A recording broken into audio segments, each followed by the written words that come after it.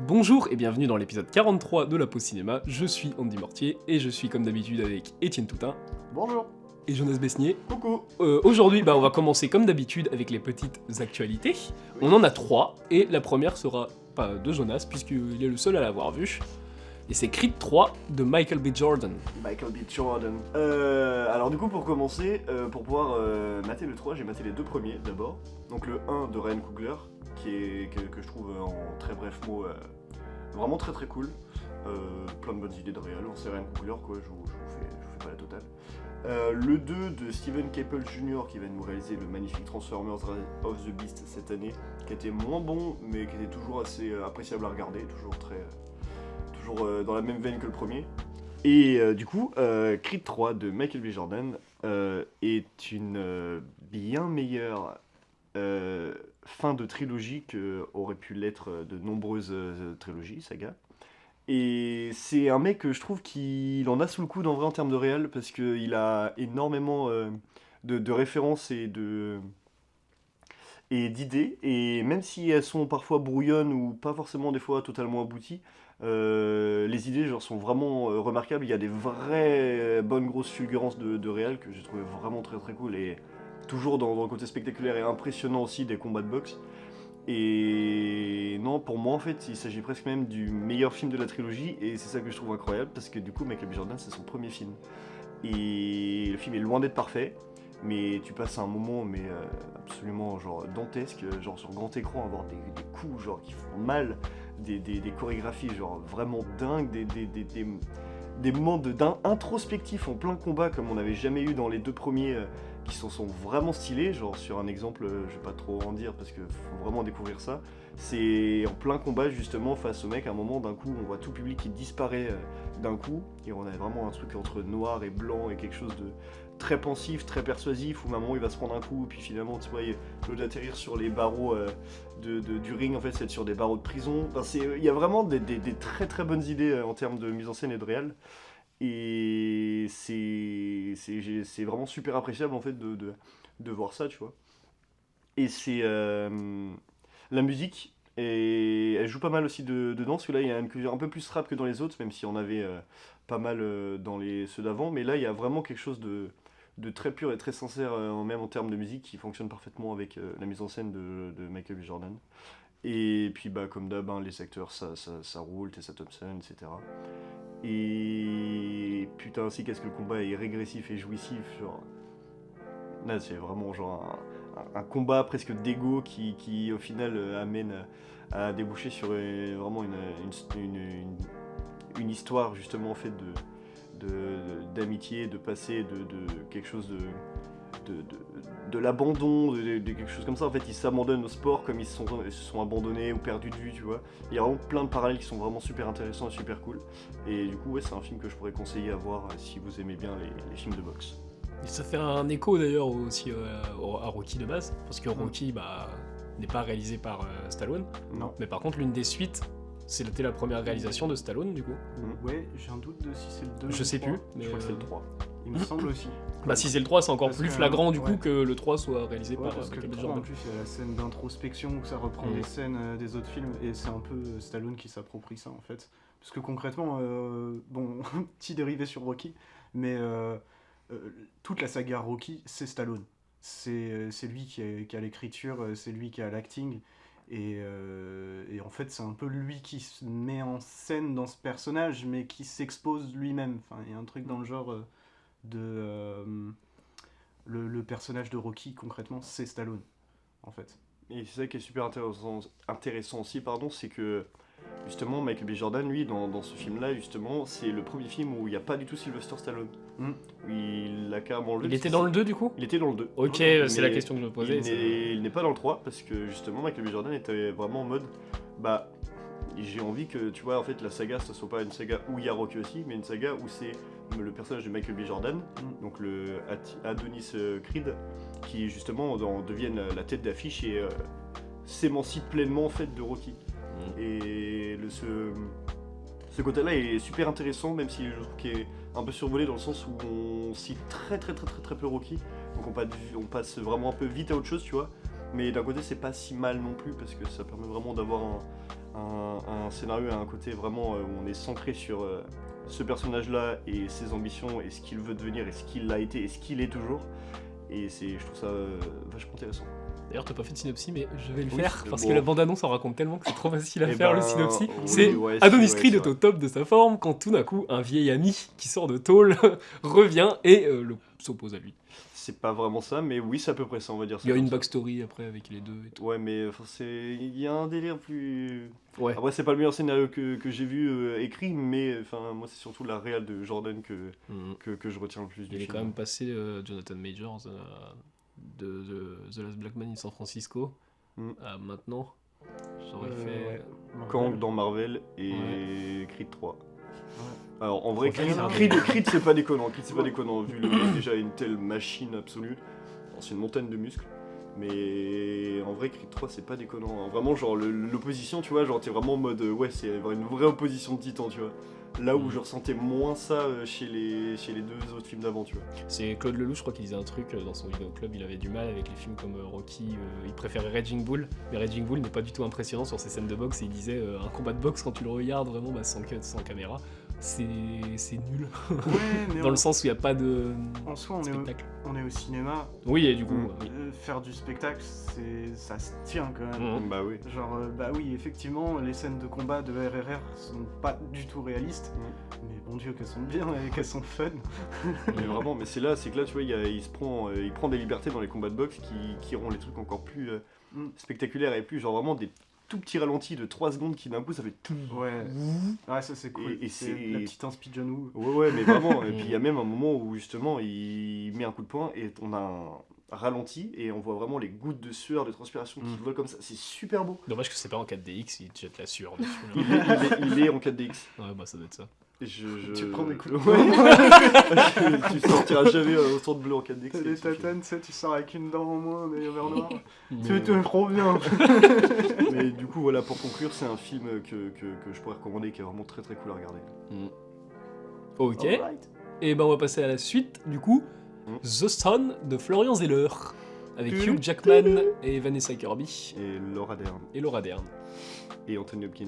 Le casting de... Pour faire un petit synopsis, bah, de toute façon ça va être rapide, Oui. c'est Hugh Jackman du coup qui est un homme d'affaires, un avocat, Oui, mais un avocat pour les entreprises je pense, une connerie comme ça. oui, Ouais, et du coup, en gros il a un fils qui vit avec son ex-femme Laura Dern, et le gosse il est un peu dépressif, en tout cas c'est ce qu'on pense au début du film, et va vouloir vivre avec son père et Vanessa Kirby, et d'ailleurs le couple a aussi un enfant, Vanessa Kirby et Hugh Jackman, donc il a un beau-frère quoi.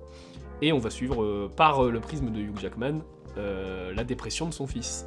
Donc aussi joyeux que The Father en gros quoi. Ouais. Sauf que là on reste sur une maladie psychique, sauf qu'on va pas être sur Alzheimer et la démence, on va être sur de la dépression. Et d'ailleurs au lieu de toucher un mec très vieux, là on va toucher un mec très jeune. Ce qui va faire ressortir les gens du film, c'est que c'est très dramatique. Enfin c'est Ouais, très dramaturgique même. Va y avoir les moments de tristesse. Oui vas-y. Est-ce que ça l'est plus que The Father? Ouais. Ouais. Ah ouais, Ça a pu... Mm. bah, le The Father se Ça perdait appuie du coup plus. beaucoup plus, il faisait Ouais. plus un film puzzle, Mm. alors que là on est sur un drama.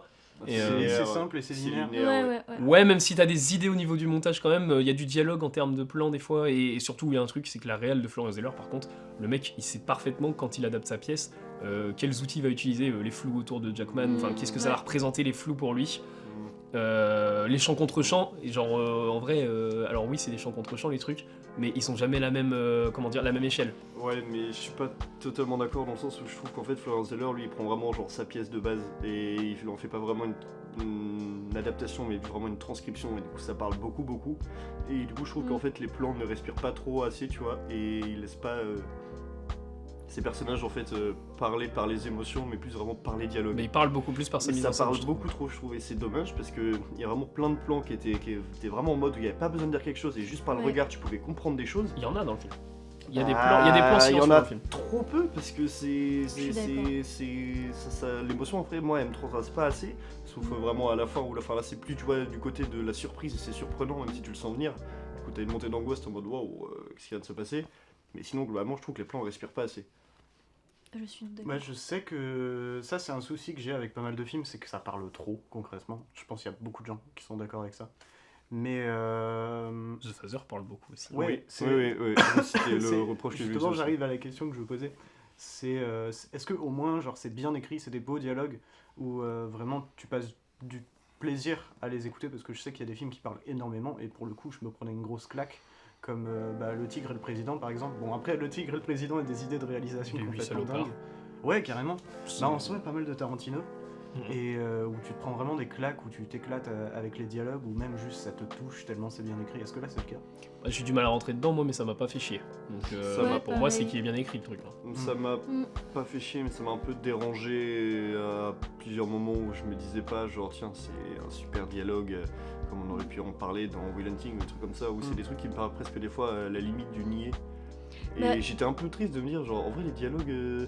Genre, c'est un film qui parle beaucoup, mais si tes dialogues genre, sont pas si profonds, si adaptés ou sont trop classiques, tu vois, bah, ça me dérange un peu, tu vois. Pendant 2 heures, ça parle, il y a moins d'émotions, parce qu'il n'y a pas trop de visuel, mais dans ces cas-là, essayer de transvaser par le truc. Et vu que c'est un côté toujours très cyclique dans le film, bah, on a plus de mal à en ressentir toute l'émotion, en fait, globalement. Donc, je trouve ça juste dommage.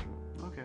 Et je voulais dire aussi que les dialogues, je les trouve un peu trop classiques. Exemple, On va dire au moment où il parle du fait qu'il a été un mauvais père et qu'il ressemble à son père, c'est un peu genre le dialogue qu'on retrouve un peu dans pratiquement la moitié des films qui parlent de la famille et qui ont des problèmes relationnels avec leurs parents.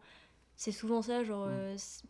la manière dont ça a été amené, regarder par la fenêtre, dire « Oh là là, je suis comme mon père et tout », en se regardant en regardant son reflet dans la fenêtre, c'est amené de manière très classique, il n'y a pas vraiment d'idée de réel poussée. Ouais, et puis ça aurait pu être représenté sans le dialogue là pour le coup. Exactement. Bah, oui. Ouais. Mais Ok. c'est triste parce qu'en soi, le film, plastiquement, il est propre. Bah, alors moi, je suis pas. c'est- Moi, par contre, je suis pas d'accord avec vous sur le. Non, il y a plein de trucs dans la mise en scène, même qui apportent le fait. Qui apportent Hugh Jackman, un père complètement ouais, con. mais il y a en genre vrai, même dès le je début suis- du Je film, suis hein. d'accord aussi. Mais je trouve que c'est trop peu. Genre, il y a Ouais. quelques plans qui sont pour des fulgurances, mais il y a pas tant de plans si marquants que ça, tu vois. Bah, c'est je suis- juste beau, bien cadré, les compositions sont propres, c'est symétrique, c'est soin. Non, machin. bah non, moi je trouve pas. Et je pour pense moi, ça fait pas tout. Hein, ça Je, suffit pe- pas, bah, hein. je pense que quelqu'un qui va voir le film, juste par exemple parce qu'il kiffe faire de l'interprétation de plans, des trucs comme ça, il va kiffer sa vie vraiment devant le film parce que c'est millimétré quoi à chaque fois. Ouais, mais là, presque un peu Ça trop, t'annonce beaucoup de choses. En fait, c'est des plans qui. Il y a deux types de réels. C'est on va dire les plans qui vont parler sur le moment, et il y a des plans qui vont t'annoncer un peu des tournants scénaristiques via leur plan quoi. Et par exemple, le père déconnecté, on l'a dès le début du film avec les flous par exemple. Ouais, mais C'est un père qui n'écoute pas quoi. Ouais, mais aussi même dans le fait qu'en fait ça soit cyclique et que du coup ça revient tout le temps, bah en fait au final tu comprends, tu sais, et du coup des fois j'ai l'impression que ça patauge un peu et que du coup ça avance un peu presque à reculons et c'est juste en fait à la fin, au pauvre d'un coup t'es en mode ah oui ok il se passe ça et c'est là où tu te dis mais en fait c'est là le film aurait dû presque commencer par là aussi tu vois. Bah, je peux vous montrer quelque chose, un dialogue par contre qui est jeté dans le film et qui est pas jeté en mode c'est un défaut le machin, mais à un moment le père veut appeler un psy. À un moment il appelle le médecin, on n'entend plus jamais parler de ça après. Il ne pousse pas la réflexion justement, il prend pas au sérieux la maladie de son gosse, il va pas appuyer ça, et ça c'est un dialogue tout simple. Hein. Ouais, mais Et un film normal l'aurait fait revenir ce truc là je pense. bah, en vrai, je suis plutôt d'accord sur ce point-là, mais je veux dire, je trouve pas non plus que tout est mal écrit, c'est pas du tout ce que je dis. Hein. Genre, Ouais, le c'est film sa se pièce, regarde, ça dure 2 heures quand même, c'est pas rien pour une sorte de film aussi dramaturgique que ça. Mais non, il y a des trucs qui sont bien écrits, il y a des choses qui sont très cohérentes, que ce soit visuellement comme au scénar, mais moi j'ai toujours du mal avec les films qui parlent beaucoup, comme Peter Van Kant l'avait été, en plus un côté très théâtral, nulos. De Ozon l'année dernière. Tu mais- n'as pas aimé mon crime ça se trouve. Il y a moyen. Bon, on en peut-être, je parlera sais la pas, semaine prochaine. Mais ouais, mais là non, du coup, genre pour moi ça parle trop. Mais en vrai, le film, je passe un bon moment quand même. Les 2 heures sont passées rapidement. Ça se regarde. Hein. Mais The Phaser, pour moi, était plus maîtrisé dans sa mise en scène et dans son jeu de puzzle, qui était beaucoup plus intéressant qu'une sorte de récit linéaire classique Parce que qui parle beaucoup, quoi. Parce qu'il tapait plus de phaser aussi. Ouais, bah oui, mais c'est, je pense aussi pour ça que The Sun n'a aucune nomination d'Oscar. Bah The Phaser de toute façon est-ce qu'il en méritait de base? Non.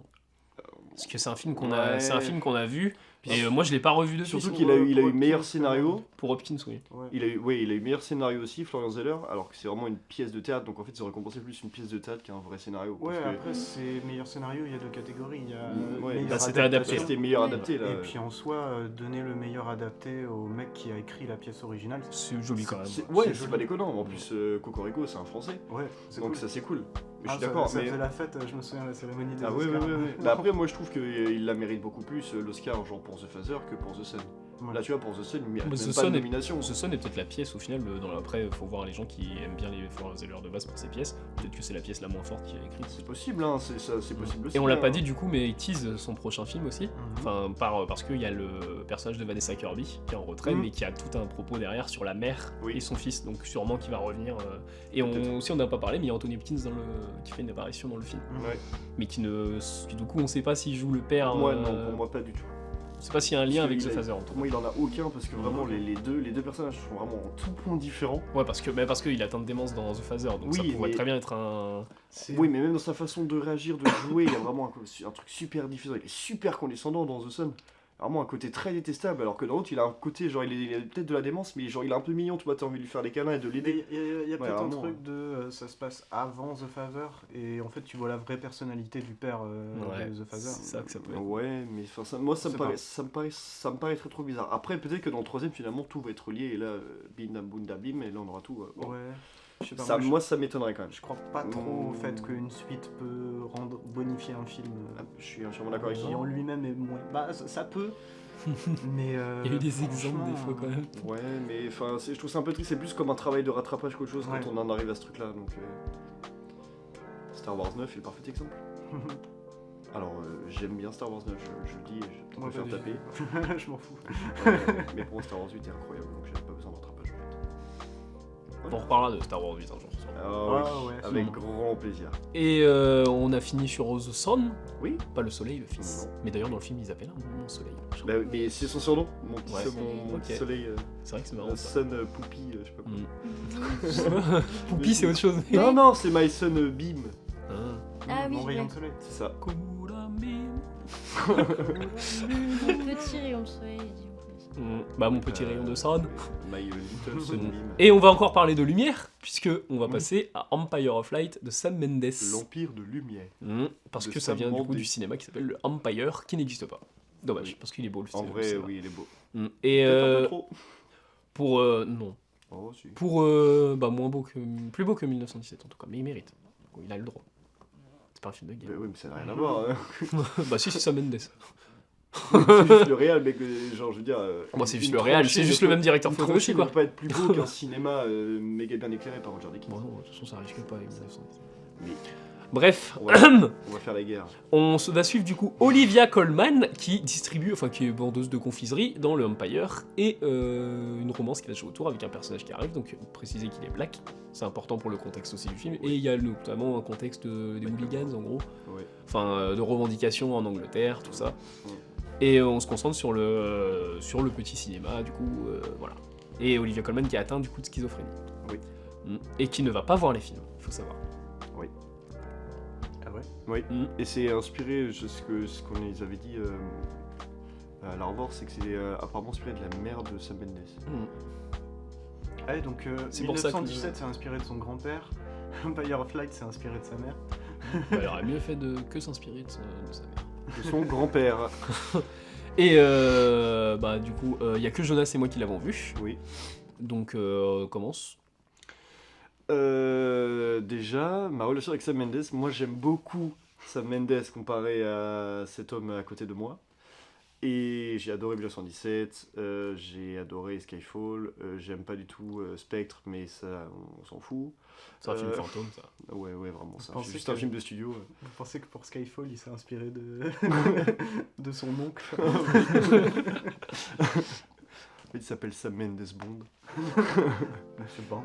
Mais voilà, donc en vrai, ça reste un gros réal, tu vois. Je trouve qu'elle fait quand même des gros films. American Beauty, par exemple, tu vois, enfin, Sortie de la Perdition. Enfin, voilà, je vais pas trop le CV du bonhomme, mais il a un gros CV. Et quand je vois Empire of Light, la première chose que je me suis dit en sortant, c'est que je me suis dit, en fait, bah, on dirait un premier film. Ah ouais. Ouais, genre, il met plein de trucs dedans, mais il passe tout en surface. Et il se perd complètement en fait dans ce qu'il veut dire, ce qu'il veut entreprendre. Et du coup, bah, parfois il y a pas mal de séquences qui peuvent parfois être plates, parfois qui peuvent être fortes, parfois qui peuvent être complètement inutiles.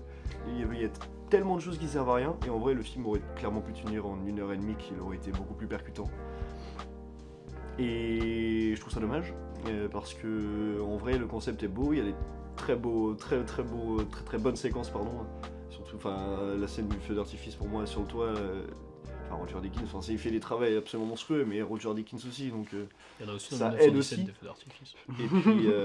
Et puis la musique, moi j'aime énormément la musique du film qui est faite par Trent Reznor et Atticus Ross. Ok, ça Donc, c'est. c'est banger absolu, je trouve que c'est des génies ces mecs-là. Ils sont vraiment très très cool, très forts.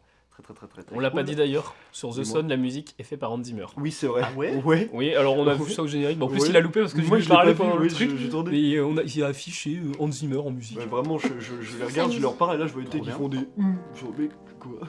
Hans Zimmer. Ah ouais. Ouais, Et ça s'entend ou pas du tout. Non, Ah ouais, on connaît vraiment pas pas du du tout tout. Sans Zimmer. Alors, faudrait réécouter du coup la bande-son. Ouais, plus mais attentivement, enfin, parce que- La seule j'aurais musique qui jamais pourrait. Dirait- Hans Zimmer. Non, en vrai, c'est stylé parce que le mec c'est Tonton Zimmer qui s'amuse en France. Ouais, mais c'est un peu triste parce que dans The Sun, je trouve que la musique est absolument pas du tout marquante. Hein. Si, en Moi, vrai, j'ai si. rien dans le crâne de la musique. Hein. Non, je l'ai pas, Alors. je l'ai pas dans le crâne, mais je me dis, en y réfléchissant, déjà qu'on reconnaisse pas Hans Zimmer, c'est une qualité par contre. Parce Oui. qu'Hans Zimmer, il est connu C'est pour pas se mal. fondre, pas pour se fondre dans le truc, hein, vraiment c'est... Bah, il y a une patte en Zimmer, même des fois Ouais. on écoute des musiques, on est en ah bah tiens, ça c'est du Hans Zimmer. Alors Ouais. qu'en fait c'est un mec qui Mais- copie. Ouais. Mais alors que là, rien du tout. Tu vois, genre, j'ai rien du tout Bah, remarqué. comme avec Dune en tout cas. Ouais, c'est ça. Oh ouais, mais Dune, il y avait quand même des trucs qui me faisaient dire ça reste Hans Zimmer, tu vois. Ouais, c'est le côté très spectaculaire. Là, Ouais, on est très dans un truc percussion. beaucoup plus intime, donc ouais, ouais, carrément. il va pas sortir le gros Exactement. tambour qui fait 10 mètres de long. Exactement. Bah, dans Dune, il a l'occasion de créer un univers, Ouais. vu que sont sur l'an 2000, tout ça, enfin il a l'occasion de créer une musique qui est intemporelle, enfin qui Ouais, n'existe pas exactement. en tout cas. Et justement, du coup, pour Empire of Light, bah, moi, justement, le point fort du film, pour moi, c'est la musique de Reznor et Atticus Ross. Parce que elle est genre toute assez douce, mélancolique, très poétique. Et le piano, enfin, je trouve ça absolument merveilleux. Je trouve que c'est vraiment des génies, ces deux-là.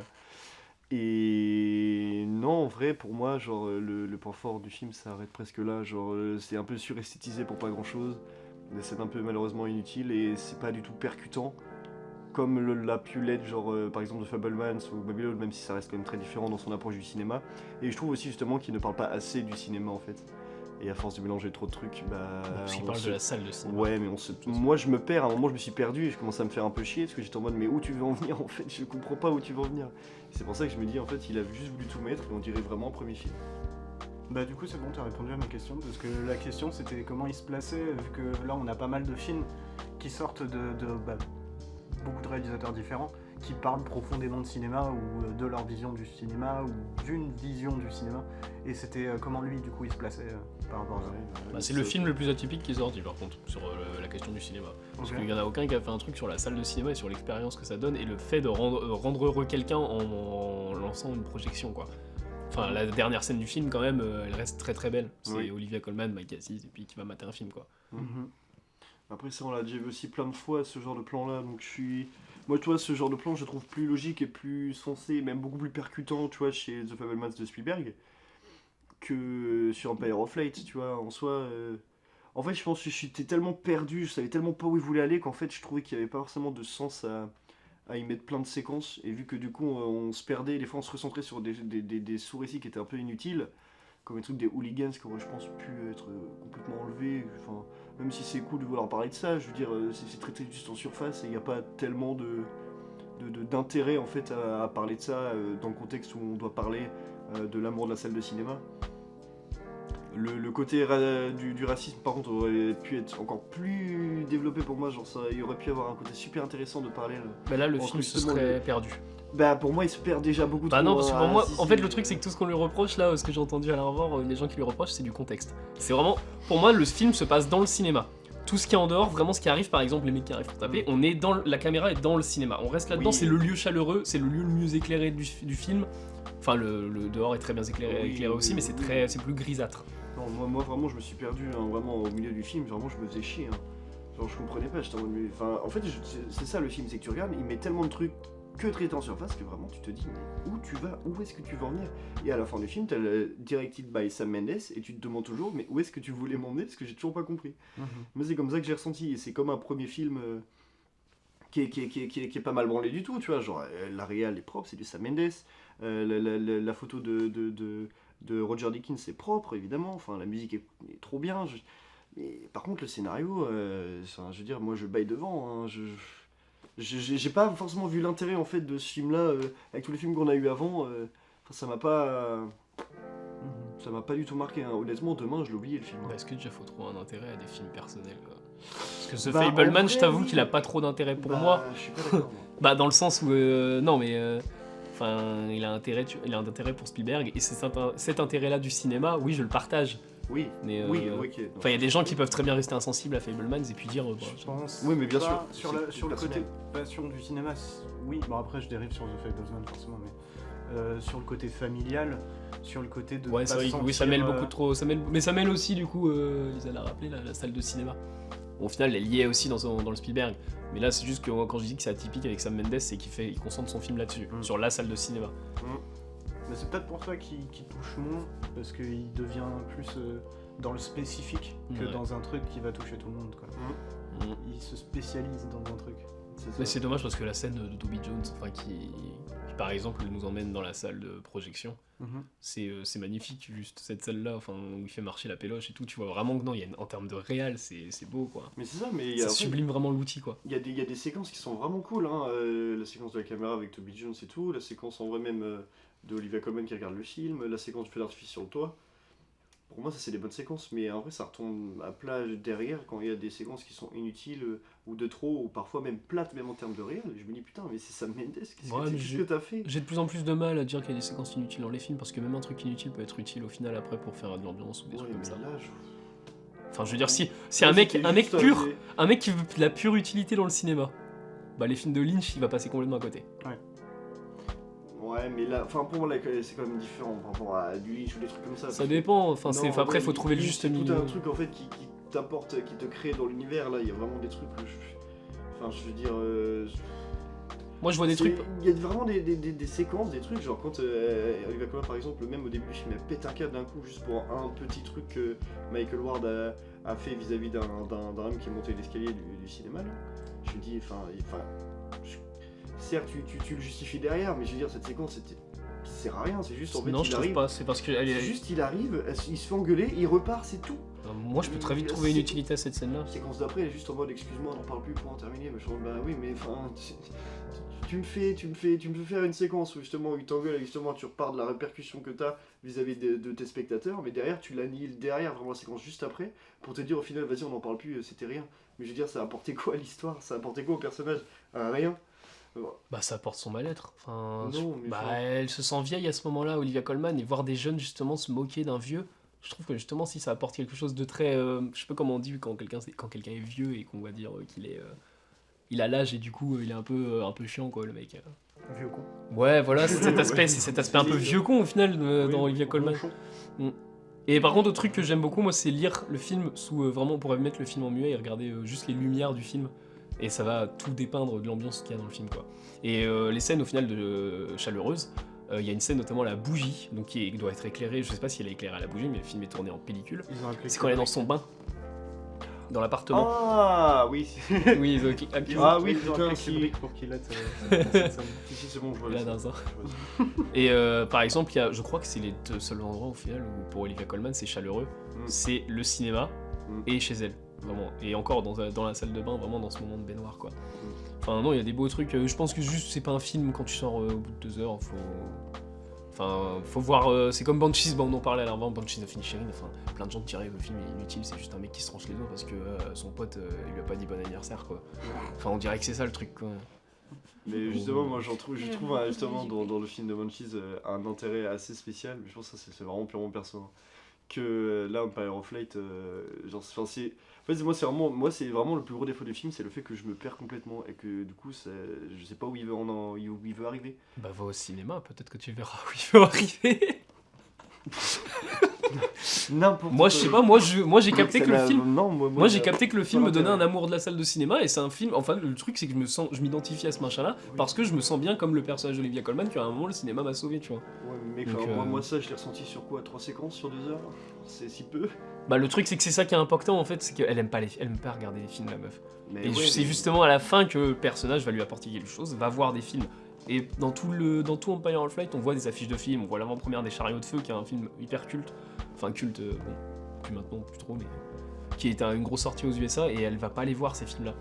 Et finir le film sur, bah, si, elle va se guérir. Comment elle va guérir sa maladie? C'est quoi sa meilleure façon d'être heureuse? C'est d'aller dans le cinéma dans lequel elle bosse, et puis d'aller voir ces films-là, quoi. Ouais. Bon, après, Pour moi, je vois, ça part d'un beau message. Le truc. Ah ouais, mais je dis ça, moi je suis pas. Alors oui, il y a le des message est imperfections. bien, et, il y a Tout beaucoup de film défauts, perso, je il y a des trouve. imperfections, de toute façon. Je trouve qu'il y a quand même beaucoup de défauts. Je préfère un Empire of Light imparfait qu'un 1917 parfait, quoi. Ouais, je suis pas d'accord. Pour moi, c'est un des moins bons Sam Mendes. Enfin, je compte pas Spectre, parce que Spectre est vraiment nul. Mais J'ai pas vu Spectre. c'est pas grave. De toute façon, peut-être on verra dans plusieurs années quel Ouais, Sam mais Mendes reste. peut-être. Après, moi, c'est un avis sur le coup. Genre, moi, en soi, par rapport à ce que j'ai l'habitude, ce que j'ai vu chez Sam Mendes, bah, je ressors vraiment déçu, tu vois. Et certes, en vrai, le film se regarde, je veux dire, peut-être même si je me fais un peu chier, tu vois, je pourrais le remater dans quoi, dans 1 an, ça me dérangerait pas. Mais enfin, ce sera absolument pas ma priorité, c'est pas le film que je vais remater. Enfin, tu vois, je sais que demain, je vais l'avoir oublié le film. À part la BO de Trent Reznor. moi, ça Et fait- je pense moi, que ça fait- Je vais réécouter instantanément. Moi, ça va faire une semaine que je l'ai vu, Empire of Light, j'ai des trucs qui me restent en tête. Et moi, ça fait 2 jours et j'ai déjà oublié quasiment être regardé le film. Est-ce que du coup le film est entièrement tourné en plan séquence Non, Non, mais par il y a contre, beaucoup de plans fixes. on en discutait du coup à l'avant. Moi, je suis plus content de sortir de Empire of Light et de me dire, oh, le film est magnifique, plutôt que de sortir de 1917 et de me dire, le film est magnifique, tu vois. Ça me pose problème de sortir de 1917 et de me dire ça, quoi. Ouais, moi c'est pas le ressenti que j'avais eu à la fin de 1917. Je me disais pas que le film était magnifique. Bah écoute, Yaotona, il a dit un truc incroyable, il est plus extrême que moi sur 1917. Ah ouais Il a dit que Ouais. c'était un travelling de capot de 2 heures. Waouh. Non, je suis pas d'accord. Je suis pas à l'extrême à ce point-là, mais bon, j'ai kiffé 1917 pour mon expérience en salle et tout, mais avec du recul, maintenant je me dis non, je préfère aller mater, il faut sauver le soldat Ryan ou Requiem for a Massacre. Bah oui, mais 1917, après, en vrai, moi je le compare un peu à un. Tu sais, un spectacle du Puy du Fou. Je sais pas si Mais- c'est bien, tu vois. En vrai, c'est mais très positif, hein. C'est pas négatif dans le sens où c'est trop bien un spectacle du Puy du Fou, tu Oui. vois. Mais c'est un truc où t'es assis, tu regardes des mecs qui font des trucs incroyables comme ça, ça s'enchaîne giga bien, tout ça. Puis à la fin, tu sors, tu dis waouh, putain, c'était impressionnant. Oui. Ouais, mais c'est du cinéma, quoi. Mais c'est justement, ça. le cinéma, C'est ça c'est qui du manque en fait. spectacle. Pour moi, il me manque l'émotion. Bah c'est du spectacle, mais pourquoi Sam Mendes, si tu veux faire du spectacle, tu mets une bombe dégueulasse en CGI qui Non, vole mais là. même ça.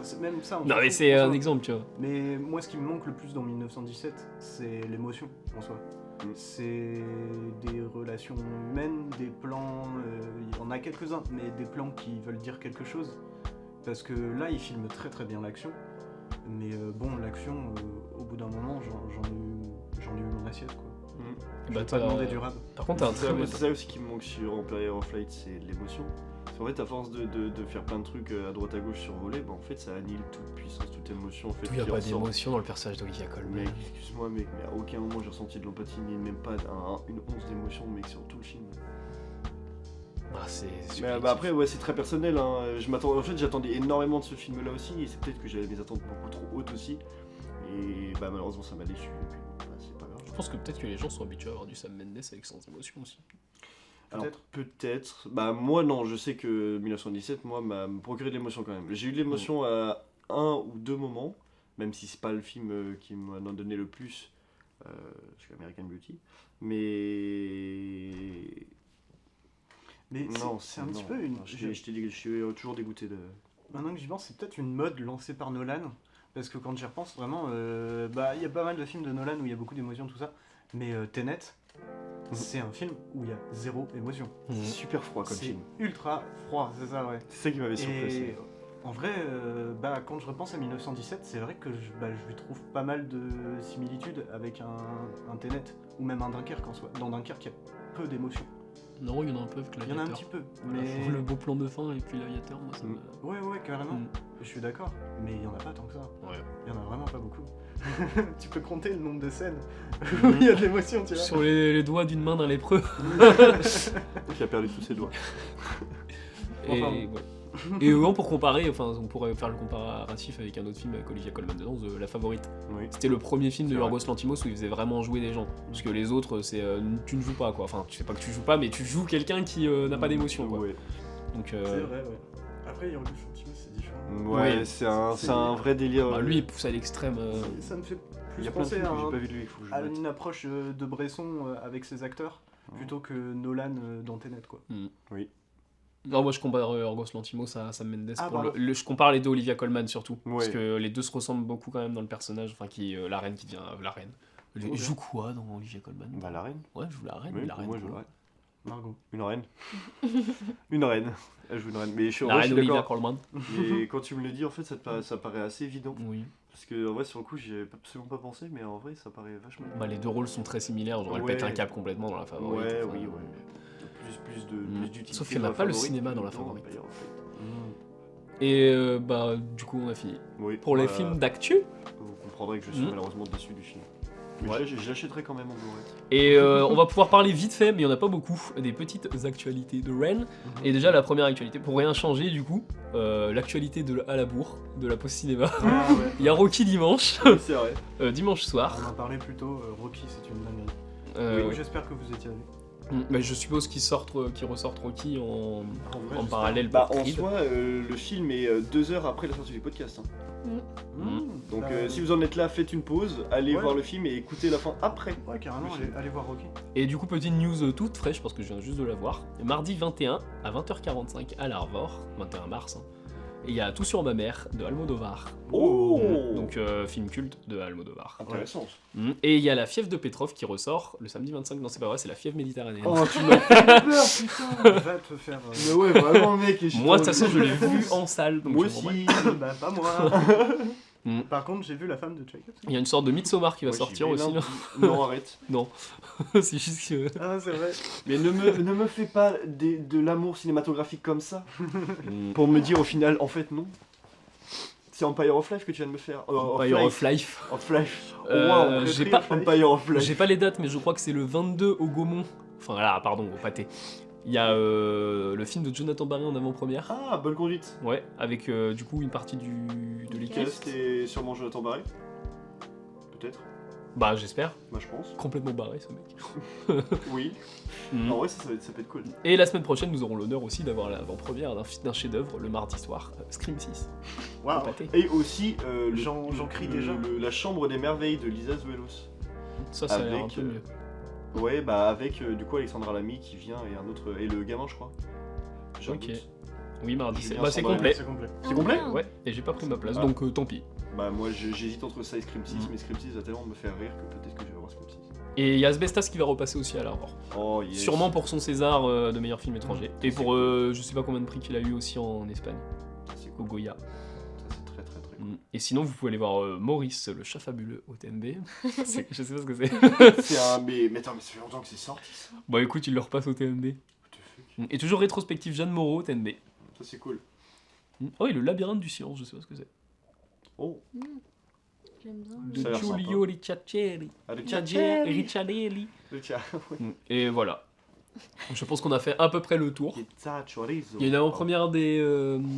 J'allais dire des 8 salopards, hein, des 3 mousquetaires. Oui, le 26 mars. Ouais. À Mais- 11h. Et on a déjà vu le film. On On l'a déjà espère vu. que vous êtes allés voir Casino à l'Arvor. Dernier. Bah, hier quoi. Ouais, pour Enfin, pour Jeudi nous, dernier, oui, ouais. Hier pour nous, Ouais. mais. Ah, le voyage dans le temps, c'est trop fascinant. Putain, en fait, on est dans Nolan. On est Ouais. vraiment On dans est à Nolan. l'intérieur. Dans Nolan. On est à l'intérieur de Putain, mais Nolan. comment on sort en fait Sans ses des oreilles. Nolanception. Et bah, du coup, actualité rapide. Je pense qu'on en aura plus la semaine prochaine. Enfin, déjà la semaine prochaine, du coup, on prévient. C'est les pré-Oscars, donc on va s'arranger. Ah oui, On oui. va voir du coup si on tourne. Enfin, si on inclut dans l'épisode nos pré-Oscars. Ou si on fait tout après. Mais il y a une Oui. thématique forcément qui va sauter une semaine, du coup. Soit la semaine d'après les Soit Oscars, soit Oscars, celle d'avant. parce Donc on se garantit pas une thématique la semaine prochaine, mais on va que- quand même annoncer la prochaine. Oui. Un épisode de 5h43 000, ça va être un peu long. Bah on va essayer de faire vite, on va pas dire par exemple Ouais, des détails oui. sur les films qu'on va nominer. Hein. Bah, on va pas, Enfin, on va pas en dire prédire. forcément une critique, mais tu vois, on va développer un petit peu quand même, parce qu'il faut. Et Ouais, on va se taper dessus, on ça va être rigolo. On va trouver. On va se taper Je pense dessus pas. en soi, je pense pas. Pas trop, non. En tout cas avec Étienne, mec, on a presque les mêmes choses en prédiction. Ouais, bah après il y a des trucs. Après qu'on on est pas du- en soi on on est pas s'auto-influence, d'accord, mais d'un côté moi je fais aussi en fonction pour la prédiction, je fais en fonction des médias, parce que si vous voulez qu'un film soit nominé aux Oscars, faut qu'un film soit médiatisé. Et bah du Aussi coup... triste que cela soit. Et le film qui a le plus, de toute façon, le film qui a le plus de chance, c'est le film qui a gagné le plus de récompenses pour l'instant. Donc, bah. Oh, bah, de toute façon, ils verront quand on en parlera dans les prédictions. Bah, de toute façon, c'est pas dur de savoir qui. Merci. De toute façon, c'est pas dur de savoir, tu cherches, hein, tu vois le nombre Oui, de mais, récompenses qu'un film a eu. Hein, je donc, pense que c'est enfin, en tout cas, vous me taperez dessus, vous me tringlerez, et moi je vous étranglerai. on va pas te tringler, mec. Yes. Je voulais dire étrangler, mais je me suis juste trompé dans le mot. Et du coup, on va passer à la thématique. Mhm. Cette thématique que j'ai choisie, Oui. et c'est le jeu vidéo.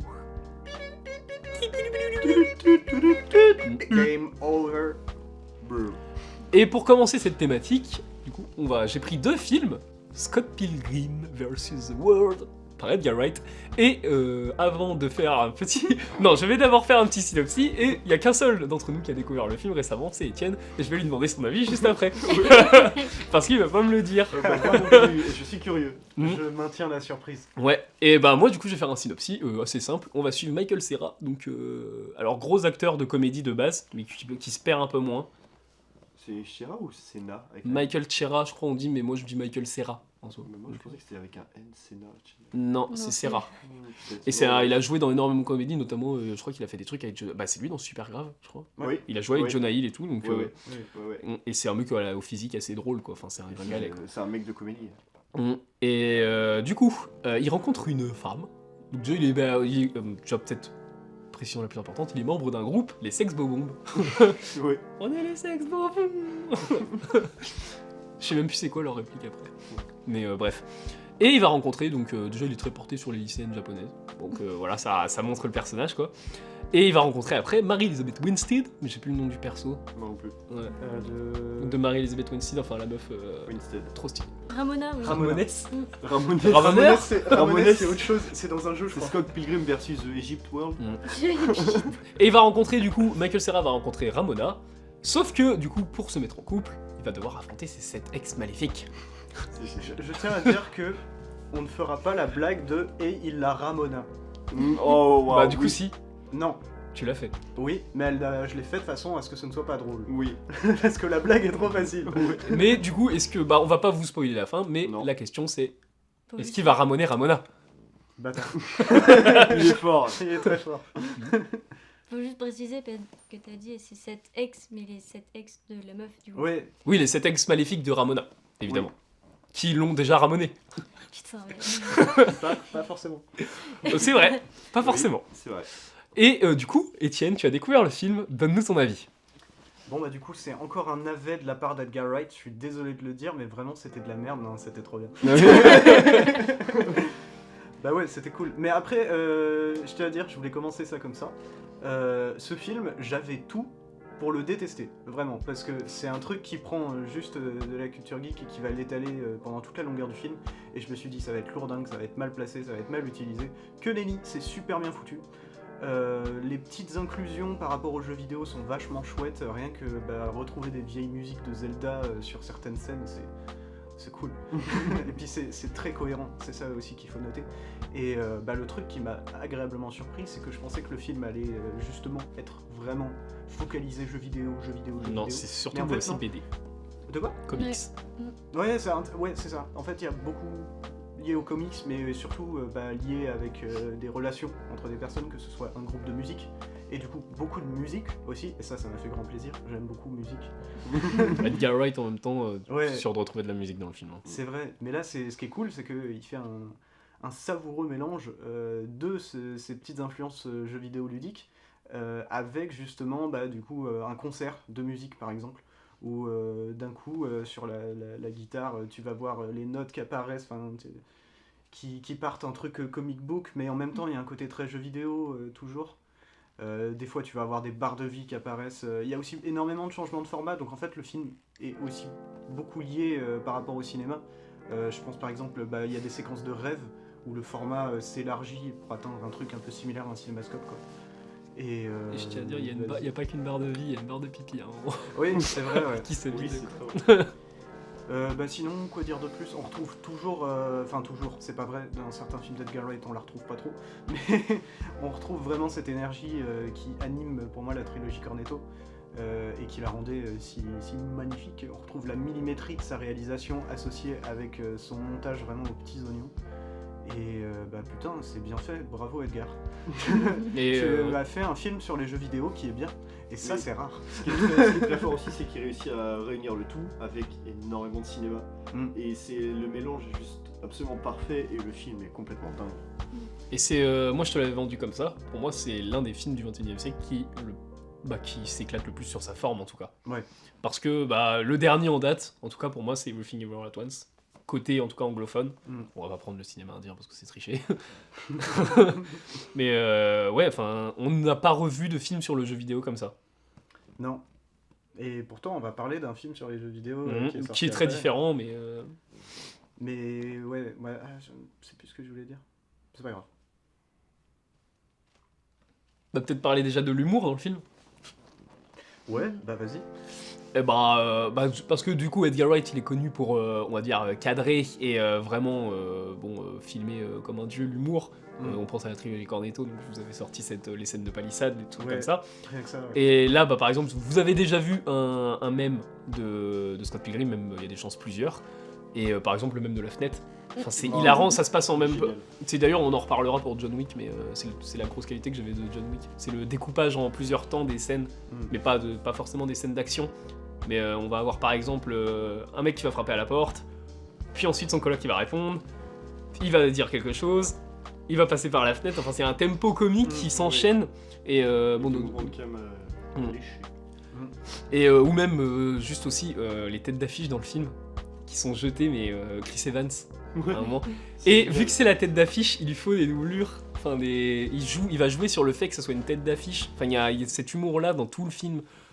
Il y a beaucoup d'humour qui est aussi qui se référence lui-même, du genre au perso de Chris Evans. Du coup, il me semble que du coup c'est lui, l'acteur de ciné, cascadeur. Ouais. Et il va lui dire à un moment, non mais je parie, t'arrives pas à faire ce trick ultra compliqué de skateboard, tout ça. Puis t'as Chris Evans, tu sais, tu t'attends au truc basique de dessin animé en mode ah oui, moi je peux pas le faire, bah je vais le faire. Puis il se retourne, il est en mode tu essaies de me convaincre de le faire en utilisant ma. Et il le fait quand même. Ça a été reproché au film, les Deus Ex Machina dans le film, notamment c'est le végétalien. La brigade végétalienne qui arrive pour... Ouais, mais c'est super drôle. Voilà, c'est ça le truc, c'est que c'est un parti pris moi, en fait. ça me fait penser à du Monty Python, tu vois. Un truc où d'un coup t'as un mec habillé en inquisition espagnole qui fait personne ne s'attend à l'inquisition espagnole. C'est super drôle.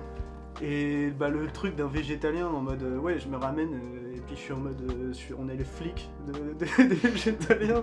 Et puis après quand La police végétalienne. Vraiment, quand ils se barrent, je me suis dit, putain, je les voyais dans le fond, je me suis dit, j'espère qu'ils vont nous faire un yes. Il se tapait dans la main, et il l'a fait.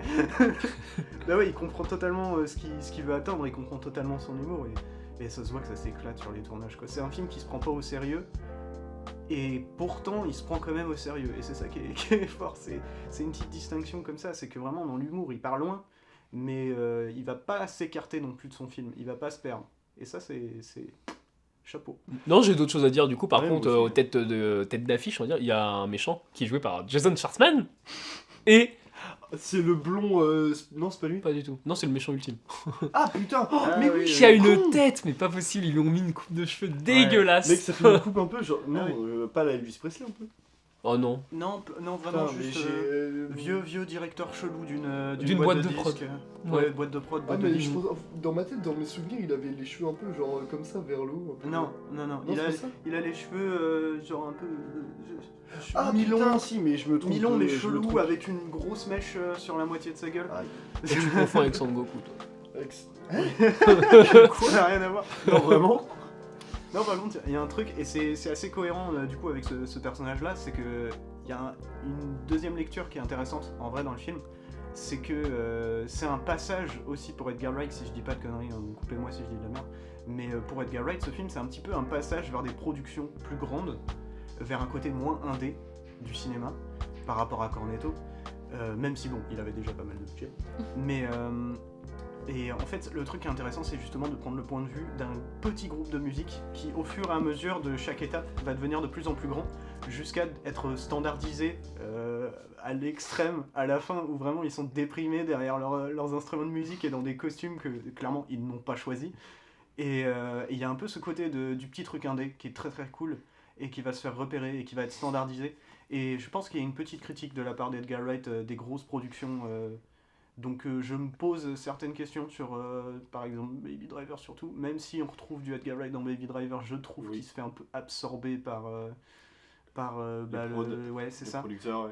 Et au fond, est-ce qu'il n'a pas été devin de son propre avenir avec ce petit groupe de musique dans Scott Pilgrim, peut-être? En vrai, peut-être, mais après, moi, ça n'empêche pas que j'adore Baby Driver et je trouve que c'est quand même un très grand film. Surtout sa scène d'intro qui est absolument merveilleuse et qui pour moi reflète le plus Edgar Wright dans le film. En plus, il y a des scènes en noir et blanc dans le film, quoi. Incroyable.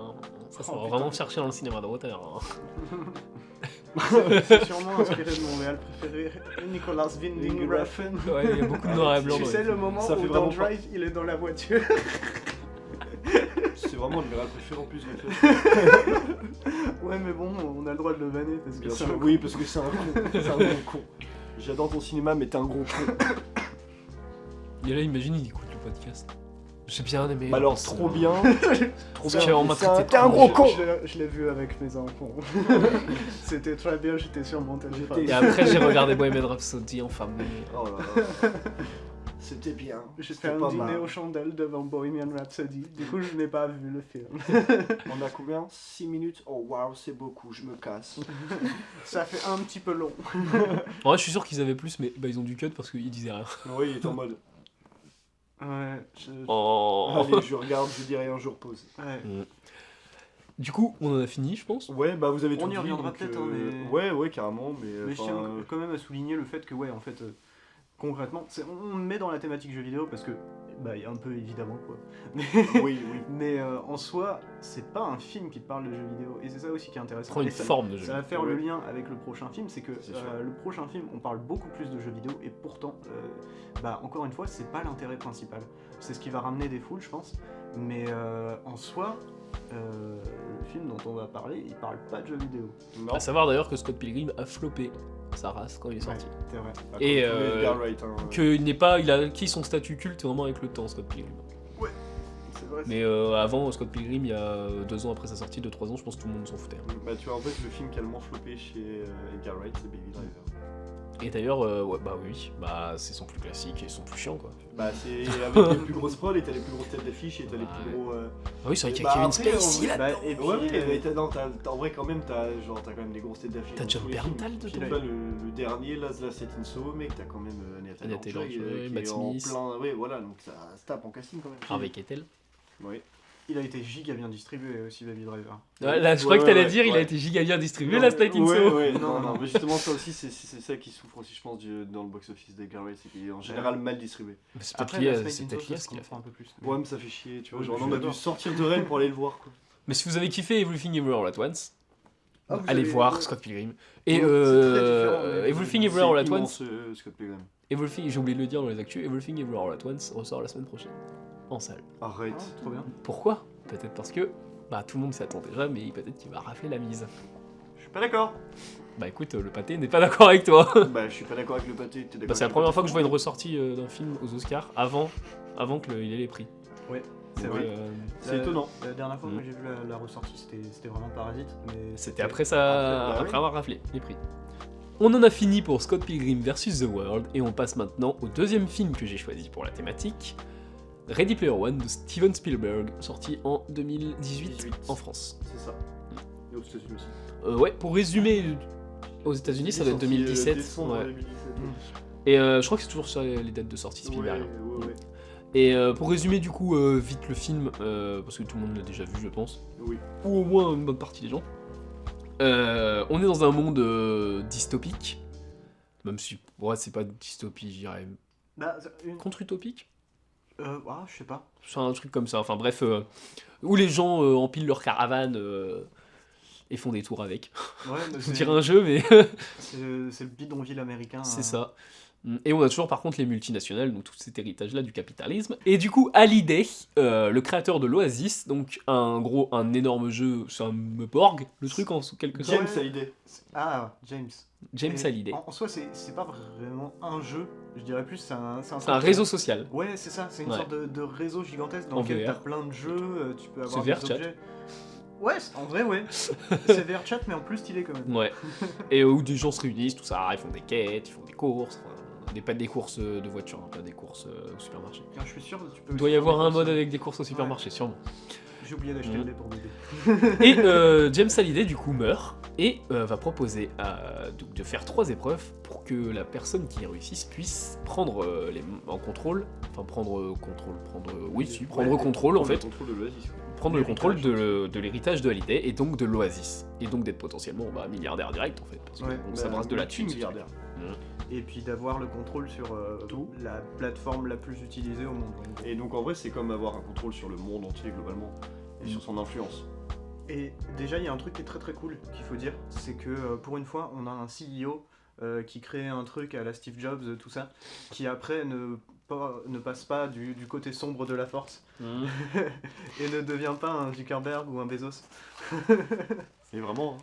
Et ça fait plaisir de voir un mec qui en fait est toujours maintenu par la passion et qui du coup va vraiment être proche de ses joueurs et vraiment rempli d'émotions aussi. C'était chouette. Ouais. Et puis même en vrai, tu vois, on a toujours du coup de se dire, vu qu'ils sont du coup dans l'Oasis, donc c'est un monde virtuel, donc c'est des apparences qui sont pas forcément les leurs. Et avoir des méchants qui sont ultra badass genre dans l'Oasis, et quand tu les vois, t'es en mode ils sont pour un truc, t'as un décalage un peu comique qui est vraiment genre bienvenu et super cool. Et il y a des skins dans l'Oasis du jeu là, des méchants là, que je trouve vraiment trop stylé, que ça me donne des frissons tellement Mais- ils ont la classe, tu vois. Tellement qu'en fait, il y a presque un propos transgenre en vrai dans le film. Ah oui, il y en a un. Tu vois. Oui, juste avec le personnage. Oui, c'est vrai, ouais. Bah oui. Oui, bah je suis débile. En fait, il y en a complètement. Oui. Mais c'est vrai que ça c'est assez intéressant, l'idée que bah, en fait concrètement tu croises une personne dans l'Oasis, t'as pas la moindre idée de qui est cette personne dans la réalité quoi. Bah, t'as la phrase dans le film qui Ouais. est très répétée, c'est dans l'Oasis tu peux être ce que tu veux. Ouais. Donc déjà c'est un message très pour par exemple une femme qui ne s'entendra pas femme ou l'inverse, tu vois. Enfin, c'est très on va dire que ça va être un parti pris de choisir un tel skin. Mais c'est peut-être le reproche qu'on peut faire d'ailleurs à Spielberg, c'est qu'il est très niais. Bon, comme dans la plupart de ses Oui. films, dans la façon. Parce que les méchants sont vraiment des méchants en skin, quoi. Mm. Alors que je suis sûr qu'il y a des mecs, ce serait des méchants, mais ils s'habilleraient en. Je sais pas, en Peppa Pig, quoi. Donc. Ah ouais, c'est sûr. Et c'est ce que j'avais dit à un moment, c'est qu'en fait, il manque un petit peu la culture troll Ouais. dans le film. Pour moi, il devait pas l'inclure, ça n'a aucun sens de l'inclure, tu vois. Mais Bon, ça- d'avoir un petit skin. Ouais, cool, voilà, des c'est fois, ça, voilà. un petit troll face dans un Mm. coin d'écran ou un truc, enfin même si bon, troll face c'est déplacé de ouf, mais... C'est rigolo. Mais c'est vrai que ouais, genre un mec qui se met en Peppa Pig et qui a genre 2 AK-47 comme ça, bah oui, en fait, il va y avoir ça aussi. Bah, C'est cool. Et c'est le souci aussi que bah, je me disais en fait, c'est que il est très très niais, mais même dans le scénario en fait. Et c'est mon reproche au film, c'est que genre il est mort depuis combien de temps à l'idée quand le film commence? Ah, il y Il a vient de un... mourir. Non, il y a un temps parce qu'il y a des gens qui recherchent justement l'easter egg depuis un certain temps dans le Bah, film. c'est ça qui me pose problème. oui. C'est que je ne crois absolument pas au fait que genre les solutions qui sont données au problème, et en soi ça me pose aucun problème, le film est génial tu vois, mais les solutions qu'il donne au problème tu vois, je n'y crois pas que genre des gens qui vont chercher pendant des mois ne vont pas trouver ça, Alors, même sur un coup de chat, pardon. je fais un petit réglage. En gros, globalement, dès le début du film, en fait, il vient de mourir. Et c'est à l'annonce, justement, de sa mort que, en fait, tout est lancé. Et en fait, eux, ce que les gens recherchent, c'est la première épreuve. C'est ça qu'ils Non, recherchent. parce qu'au début le Non, film, c'est la première comment, épreuve, pardon, elle est c'est trouvée. comment réussir la première épreuve. Je dis de la Ouais. merde, parce qu'il y a la course. Mais il aurait déjà trouvé, il fallait reculer. Il y a bien un connard Ouais, qui va reculer exactement. dans les 5 premières minutes du Mais truc. en- Bah, il soi, ça me- s'appelle. ça me gâche. Comment il s'appelle Ouais, l'autre, mais là non, parce que t'as tout le truc de l'enquête et tout. Et en soi, ça me gâche pas le film. Mais j'y pensais. Et puis pour pas mal d'épreuves, je me disais, ouais, bon, là, c'est un Ouais. peu facile. Mais genre, tu vois le truc avec Aventure à la fin. Genre, ils ont trouvé qu'il faut jouer dans Aventure. À aucun moment, genre, t'as genre une équipe de personnes qui recherchent autour des jeux Atari, tout ça. Ils vont pas se dire, mais attends, faut aller prendre l'easter egg dans Aventure. Parce que, bon, là, je parle vraiment de jargon jeu vidéo, mais je m'en bats les reins. Bah, c'est la une thématique. hein. Mais à aucun moment, genre, ils vont jamais se dire ça parce que vraiment ce jeu est connu pour être le premier jeu avec un easter egg. Et il dit que c'est une chasse à l'easter egg. Enfin, bref. Pour donner l'exemple, dans les Call of Zombies, il y a des secrets du coup qui étaient trouvables par les joueurs. Mm. et la majorité des secrets sont trouvés dans les 24 heures. Ouais. C'est pas des trucs comme ça. Ouais. Genre c'est des trucs bien plus chauds à trouver. Et tu te demandes vraiment, tu te dis il y a tellement de gens qui recherchent en fait, qui font toutes les pistes possibles que c'est trouvé en quelques heures le machin quoi. Il y a très très peu de secrets qui n'ont pas été découverts. Ouais. Ouais, mais après, là, je pense pour le bien d'un récit, Oui, je sais. choses comme ça, tu vois, il y a forcément. Et c'est pour ça que c'est un faux reproche au film. Mais ouais, parce que enfin, même moi, tu vois, ça me dérange absolument pas, parce que je trouve que même dans la suspension d'incrédulité du film, on nous vend quand même l'épreuve comme impossible. En fait, Donc, il y a le- quand même. le truc. T'arrives à croire un minimum que ce C'est soit la compliqué. solution, le problème c'est pas comment elle est vendue. Ouais, c'est ça. Ouais, Mais en oui, fait, ouais. le truc aussi qui me pose souci, c'est que on établit l'univers et genre tu vas avoir un moment, tu sais le moment où ils sont sur la planète Doom, c'est comme ça Ouais. qu'ils l'appellent, et où ils commencent à dézinguer des gens et qu'après les gens dans la réalité ils commencent à tomber, ils enlèvent leur casque, ils sont en mode ah, et t'as même un mec, Un mec qui veut se dans un suicider. bureau qui veut sauter par la fenêtre. Parce qu'il a tout perdu. Ça c'est incroyable par contre, c'est une super blague. Vraiment au début j'étais en mode oh il va pas aller là quand même, et là il y a l'autre qui le tacle pour pas qu'il Et ait... là t'as la meuf après qui fait. Ouais. Il y a Et- beaucoup de trucs comme ça. Mais tout ça pour dire que, concrètement, en montrant ça, il montre que ça touche toutes les générations, ça touche une population giga large, tu vois, le truc. Et je me dis, mais doit bien y avoir un putain de pélo là-dedans qui s'est dit, putain, je vais faire une marche arrière. Ouais. Mais Faut la faire jusqu'au bout après, mais bon. c'est pas grave en soi. Mais voilà, ça me fait doucement On sourire. attaque les, on a bien attaqué Ouais, Spielberg. là. ouais, non, Moi, dans- c'est le tacle, c'est mon seul tacle là avec le film en vrai. Bah, en vrai, je suis même pas sûr qu'en fait il y ait un peu qui se doit se dire genre faut faire une marche arrière, sachant que sur l'arrière tu sais t'as un délire comme ça genre. Ne cherche pas, mec. Les Il y a gens forcément sont débiles. des gens qui l'auraient fait. Il y aurait Ça aurait forcément été eu un cool, délire. surtout que, en général quand on te dit on fait une course, la course c'est le premier arrivé. Quand tu vois genre les speedrunners, quand ils cherchent, donc le speedrun, hein, pour les gens qui savent pas, c'est terminer un jeu le plus vite possible par tous les moyens possibles, inclus dans le jeu, pas externe, donc tu vas pas te rajouter des vies pour aller plus loin quoi. Les codes Mais de en triche. gros c'est trouver des failles dans les jeux pour aller plus vite, et les speedrunners des fois ils trouvent des trucs où vraiment c'est genre à cette frame là précisément, si tu regardes à cet endroit et que tu marches en appuyant sur la touche 4 fois, tu vas passer à travers le mur.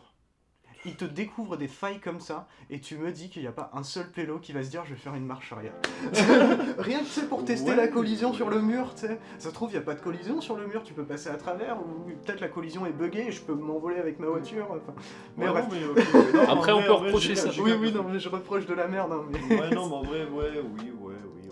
Non mais le reproche qu'il fasse Spielberg peut être fait sur tous les films de toute C'est façon, vrai. même sur Star Wars, hein, pourquoi il n'active pas la vitesse lumière à ce moment-là. C'est vrai, c'est oui, des trucs comme ça. C'est des- en fait, C'est des juste que là détails. c'est propre aux jeux vidéo. C'est ça. Et, C'est des détails, je pense, qui sont juste liés à la suspension d'incrédulité d'un récit, quoi. Ouais, ouais, et- mais ça demande une grosse suspension d'incrédulité Voilà, pour c'est un ça, joueur de ouais, jeux c'est vidéo. ça, c'est ça. Ouais, Moi, c'est je vrai. trouve, pour ma part, elle fonctionne très bien. Tu vois. Mais- Moi, en vrai, je m'étais jamais posé la question de se dire, il n'y a pas un Du- con qui l'a du coup, à part ça, vraiment le film est génial. Le seul truc, c'est qu'il y a peut-être des autres trucs négatifs, parce que tant que j'y suis, autant les balancer dans Bah l'eau. oui. Il y a peut-être des références qui vont être très vite datées dans les skins de certaines personnes. Il y en a qui sont très cool, genre tu vas voir. Merde, comment ça s'appelle Bah, rien que le géant de fer. Oui. Mm. Ça, c'est trop cool. Tracer de Overwatch. Non, Oui. Tracer pour moi, ça va être daté. Parce que ça l'est Oui, de toute déjà. façon ça l'est déjà Overwatch. Ouais, mais justement, je pense que c'est un mélange de tout, et c'est même un mélange de ce que Spielberg a aimé, Mais ou même de c'est- plusieurs générations. Donc, moi, c'est le ça, mini- ça me dérange absolument pas. Le mini critique, hein, vraiment. Mais Ouais, sinon, ouais. franchement, c'est giga bien Ça référencé. fait une grosse critique et une mini critique. Hein, quand même. Ouais, bah j'ai le droit de donner mon avis. Bah, C'est Spielberg. pauvre. Ouais, bah en vrai, C'est c'est des critiques de merde. Hein, franchement, Après c'est un film, de honnêtement. toute façon Ready Player One c'est un film qui divise aussi. Hein. Ouais, Il y a beaucoup de gens ouais, qui- mais je comprends pas, parce que je trouve le film complètement fou, furieux, dingue, jouissif, beau, merveilleux, rêveur, sublime. Je pourrais, en fait, tous les adjectifs qui sont positifs sont pour ce film. Bah, et En tout cas, puis c'est mon rempli avis. d'idées, et puis là Ah ouais. je taclais dans un peu les incohérences du film, mais en soi le film est très cohérent avec son univers, c'est chouette, ils créent des petites interfaces, ils créent des petits casques, toutes les petites choses comme ça, et moi je veux parler d'une référence qu'il fait, Oui, qui m'a particulièrement plu, oui. parce qu'en plus on sait que c'est Spielberg, et que Spielberg Oui. il aime bien Stanley Kubrick, et qu'il le connaît bien. Et Et très bah pote. putain, mec, ce qui est incroyable, c'est du coup, bah, il y a toute une scène dans l'Overlook Hotel de Shining. Qui n'est pas dans le livre. Non, Dans le livre ils vont dans un autre film. oui. Ah, c'est intéressant. Ils vont dans Blade Runner. Oui. Ah ouais, ça Ouais. aurait été cool aussi. Ouais, il aurait Mais pu en mettre soi, les je deux. préfère que Non, ce mais soit Shining. Parce qu'il y a une grosse histoire d'amitié de toute façon entre Spielberg et Kubrick. Bah, ouais, oui, il fallait citer. ils jouent aux jeux vidéo en accrochant des câbles de leur de maison, enfin c'est incroyable. Le truc que je trouve exceptionnel dans les scènes de l'Overlook Hotel, c'est qu'on retrouve vraiment le grain, on retrouve vraiment l'image, la texture et le côté de la pellicule. Enfin, j'ai l'impression vraiment sur certains plans de regarder Shining. Non, il faut savoir qu'il y a quelqu'un qui a même décomposé la scène avec le sang qui sort de l'ascenseur, ça la Mhm. goutte près. C'est incroyable, hein. Ouais. Vraiment, Wow. c'est... Et ce qui est très très fort Le aussi, match c'est que dedans, il inclut ces personnages en 3D jeux vidéo ludiques et qu'ils dénotent pas. Ils sont bien inclus dans le truc, tu vois. C'est vraiment une prouesse technique exceptionnelle, une preuve d'amour incroyable envers Stanley Kubrick. Et je pense que Kubrick, devant cette scène, je pense qu'il se serait marré et il aurait adoré. Oui. Et Ah, franchement, c'est... Et il lui aurait C'est fait un un hommage, gros mais- câlin. Ou alors Kubrick il aurait dit Magnifique. c'est de la merde ton truc, casse-toi. Non, je pense Non, pas. Non. non, moi non plus. Je pense qu'il lui aurait juste fait un gros câlin en mode mec. Non mais c'est un bel, de toute façon c'est un bel hommage à Kubrick. Bah oui, Et puis, ouais.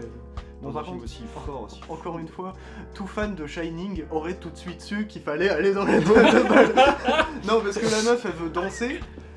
Bah, il y a une salle de balle dans Shining, wesh. Mais c'est marrant ça parce que j'ai un personnage qui n'a pas vu Shining du coup dans, Oui, c'est vrai. dans le... Ça, dans le c'était film. très Oui. intéressant. Et ouais, du coup il connaît pas les pièges et tout, bah c'est la meuf finalement, Oui. qui s'habille en... du coup, Oui, qui a un oui, oui. avatar de mec mais... Mhm. H.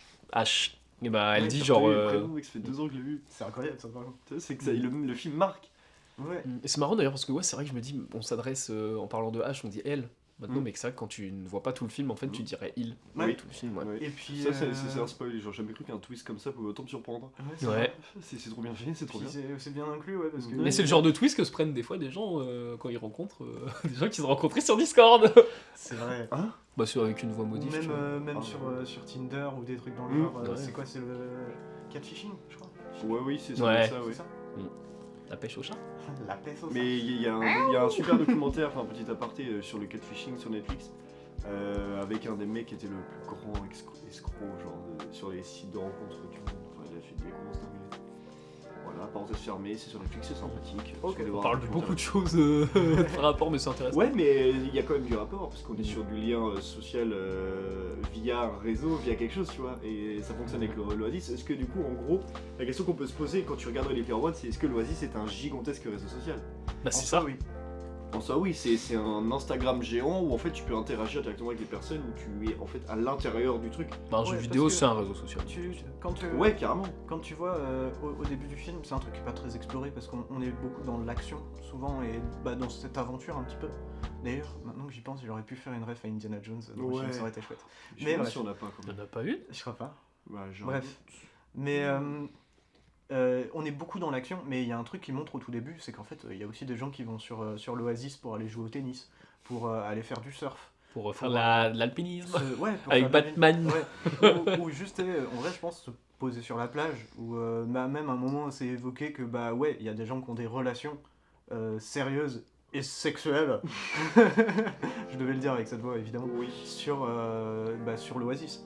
Donc, Il ramone dans l'Oasis. c'est devenu en fait presque un remplacement de la vie, et d'où le sujet qui est super intéressant avec Hallyday qui en fait à la fin dit que il s'est rendu compte que à la fin de sa vie que concrètement il s'était créé une sorte de petit cocon, une sorte de vie artificielle dans lequel il se sentait plus puissant, qu'il avait plus de choix, mais qu'il vivait pas la vraie vie, il vivait pas la vérité, il vivait pas la réalité, parce qu'il n'y en a qu'une, la réalité, et elle est pas dans un écran d'ordinateur. Exactement. C'est ça même Ça, c'est- quand Mais l'Oasis, ça a l'air toutes quand même les vachement technologies- mieux. Ça a l'air Ouais, stylé, ouais, mais toutes les technologies qui en fait mettaient tout le temps au service de l'Oasis, comme tu sais, les combinaisons de corps là. Enfin, je veux dire, ça rend quelque chose aussi même sur Il y a le côté réseau social. Il y a un truc que je trouve. C'est un truc qui va pas faire rire grand monde à la fin du film, mais la façon dont je l'ai pensé, ça m'a fait mourir de rire. C'est pas un spoiler de la fin du film, enfin quoique. Mais en gros, à la fin du film, ils établissent des nouvelles règles pour l'Oasis. Ah, ça a été Et- très discuté ça. Et il y a une règle, c'est oui, l'Oasis est fermé, je crois que c'est le mardi et le jeudi, un truc dans le genre. Et vraiment, moi ça m'a fait marrer, je me suis dit, c'est papa Spielberg qui nous dit, bon, les gamins, les jeux vidéo c'est trop cool, j'adore ça aussi, mais faites des pauses. Et j'adore ça, je trouve ça génial. Ouais. Bah, ça se tient en vrai. Hein. C'est Bah très ouais, niais, c'est bah sûr. c'est très Spielberg comme Oui. truc. Et d'ailleurs, c'est vrai que le parallèle, on peut faire vite le parallèle avec Matrix. En fait, Matrix, c'est une version dark Ça se tient. de Ready Player One. Vraiment très dystopique pour le coup. Ouais. Matrix. Enfin, Ready Player One. Parfois très dark aussi. Hmm. Mais Ben Mendelsohn en méchant, c'est très stylé aussi. Ouais, c'est On en a pas parlé, dans mais- ce mec. Mais c'est là où on l'a à peu près découvert en soi. Ben Mendelsohn Parce qu'il il avait joué dans Dans Lost Lost River. River, etc. Mais c'est, je veux dire, C'est c'est là, moi, je l'ai connu. C'est là où il a explosé. il y a un autre truc aussi que je trouve qu'il faut pointer, qui est très très fort au niveau du montage, mais du coup aussi de la réalisation et tout ça, même le scénario, c'est le moment où en fait il arrive à mélanger ce qui se passe dans la réalité et ce qui se passe dans l'Oasis et les mettre en parallèle, où on va voir des gens dans la rue qui sont en train de se battre dans la guerre, alors qu'ils sont dans la rue, et t'as genre des gamins, comme t'as des vieillards, ou t'as juste un mec qui vient de sortir du boulot. Et il mélange ça avec des personnages qui vont se déplacer dans la réalité, que ce soit en voiture, à pied, tout ça, et en même temps il va aussi filmer d'autres personnages, enfin filmer, est-ce qu'il filme vraiment du coup d'autres personnages dans l'Oasis, tout ça. Et franchement c'est vraiment bien foutu, parce que on aurait pu très vite se perdre dans le bordel, mais on comprend tout très bien, c'est super lisible tout ça, donc chapeau Spielberg, mais bon, faut-il encore le dire que c'est un bon réalisateur? C'est un immense réalisateur. C'est un peu méchant envers sa taille. Oui, Mais, ouais. Il faut aller voir Ready Player One, absolument. bien sûr. Et toute la filmo de Spielberg, De Spielberg, même si ouais. elle est énorme maintenant. Ouais. Là, pour le coup, c'est pas méchant de dire Ouais, qu'elle est ouais, énorme. ouais, là, elle est vraiment immense. Elle est tentaculaire. Comme le BGG. Le bon gros géant. Il est immense. Et bah, je pense qu'on a fini. Ouais. Ben, bien sûr. Sur deux très grands Deux films. très bons films et 3 films d'actu qui sont potables. Ouais. Oui, oui, oui, oui, oui, Oui. oui. Oui. Tu peux les voir. Oui. Et du coup, Jonas Besny va nous présenter sa prochaine thématique. Qui est Pied. Oh. Non, Ça pour gueule. P-O-N-T du coup. Mais du coup, un pont. Alors qu'on n'est pas sûr de faire la semaine prochaine. Oui, Mm. Selon Du coup, ce qu'on va décider pour les Oscars, on On tiendra verra. informé. bien sûr. Mais on verra du coup. Oui. Mm. Vous serez informé sur Mais ça sera toujours la prochaine thématique. compte Instagram, Mm. évidemment. Mais ça sera la prochaine thématique, oui, que je ferai. Je répète tout ce que tu dis, Andy. J'adore ça. Et bah merci beaucoup d'avoir écouté cet épisode en compagnie du coup de nous trois et de Lisa qui est passée vite fait. Et bah des bisous. Bisous. À bientôt. Bisous, à la semaine prochaine. Oh tu vas pas dire à bientôt. Pareil. Je suis unique.